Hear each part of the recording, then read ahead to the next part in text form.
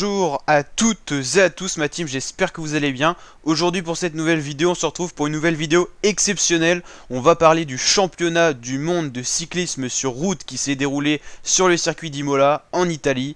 Donc ce dimanche, une étape très longue de 255 km. Les coureurs sont partis très de bonne heure ce matin pour arriver donc vers 16 h à Imola.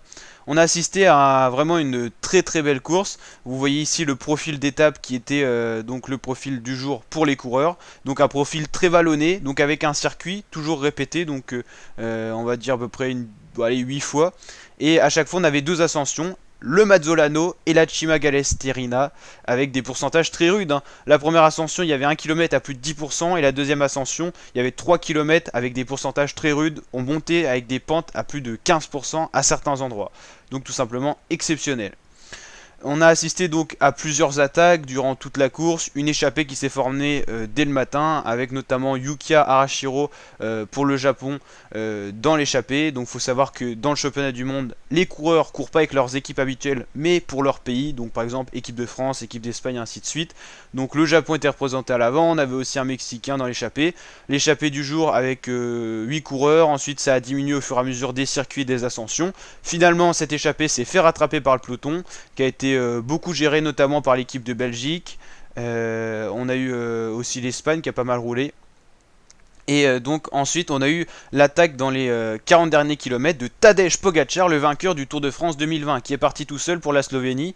Grosse attaque, il a réussi à rester à l'avant jusqu'à quasiment 20 km de l'arrivée. Ensuite le groupe des favoris est revenu. Dans ce groupe des favoris on retrouvait plus beaucoup de coureurs, une trentaine, et l'équipe d'Italie surreprésentée avec 5 coureurs, notamment le requin de Messine, Vincenzo Nibali. On avait notamment Caruso qui a fait un très beau Tour de France. Et on avait donc pour les Français Guillaume Martin, Julien Alaphilippe, Rudy Mollard qui étaient présents. Donc ça faisait plaisir, pas mal de Français présents pour aller potentiellement chercher ce titre de champion du monde. Ensuite donc à l'arrivée donc du dernier circuit, dans la dernière bosse, Pogačar s'est fait reprendre sur une attaque de Tom Dumoulin, le néerlandais, qui avait pas l'air très frais dans la première partie de l'étape et qui finalement a attaqué. Ensuite, le peloton des favoris a pas mal roulé sous l'impulsion de la France avec Guillaume Martin qui essayait de contrer chaque attaque. On a vu Guillaume Martin et Alaphilippe discuter avant le dernier tour. Guillaume Martin avait pour but de neutraliser toutes les attaques vu que c'est un grimpeur. Rudy Mollard a aussi pas mal roulé. Et finalement, Guillaume Martin a réussi à canaliser toutes les attaques donc dans la Mazzolano, mais la dernière ascension de la Mazzolano qui a été gravie plusieurs fois dans la journée. On a donc abordé la Cima Galesterina avec un groupe de favoris. On a eu l'attaque de Miral Kwiatkowski dans le pied du col, suivi par Alaphilippe, Van Aert et les meilleurs grimpeurs, c'est-à-dire Roglic, qui était présent. Et Kwiatkowski s'est fait contrer par une attaque extraordinaire tout en haut de la Galesterina par Julien Alaphilippe qui a réussi à lâcher tout le monde. Van Aert était dans le vent, Roglic, Fuglsang qui était là et Van Aert. Donc tout simplement exceptionnel. Alaphilippe qui est parti tout seul à 11 km de l'arrivée. 11 km de l'arrivée avec une douzaine de secondes d'avance qu'il a réussi à garder tout simplement jusqu'à l'arrivée pour aller chercher ce titre de champion du monde. Tout simplement exceptionnel. 23 ans après Laurent Brochard qui avait été chercher le dernier titre en 97, Julien Alaphilippe remporte ce championnat du monde à Imola 2020. Maillot de champion du monde qui portera sur les prochaines classiques qui vont arriver, la Flèche Wallonne, tout ça. Et si jamais il fait le Tour d'Italie et le Tour d'Espagne, c'est tout simplement exceptionnel.